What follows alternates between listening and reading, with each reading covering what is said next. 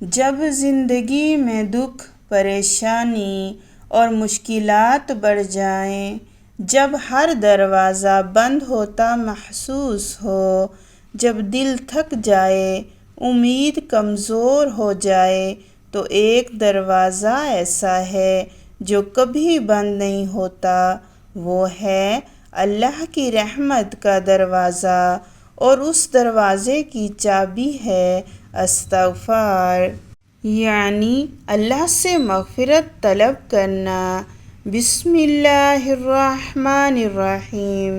نبی رحمت صلی اللہ علیہ وآلہ وسلم نے فرمایا، جو کوئی استغفار کا التزام کر لے تو اللہ اس کے لیے ہر تنگی سے نکلنے اور ہر رنج سے نجات پانے کی راہ ہموار کر دے گا، اور اسے ایسی جگہ سے رزق عطا فرمائے گا جس کا وہ تصور بھی نہیں کر سکتا۔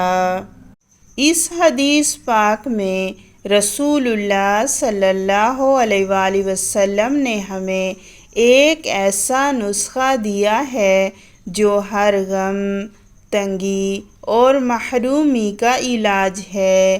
استغفار صرف گناہوں کی معافی نہیں بلکہ دل کے بوجھ کو ہلکا کرنے، قسمت کے دروازے کھولنے اور رزق میں برکت لانے کا ذریعہ ہے۔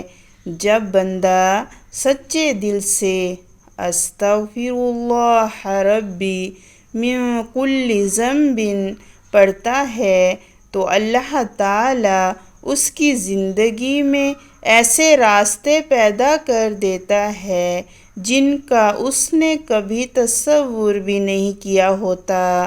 استغفار بندے اور رب کے درمیان وہ پل ہے جو مایوسی کو امید میں بدل دیتا ہے۔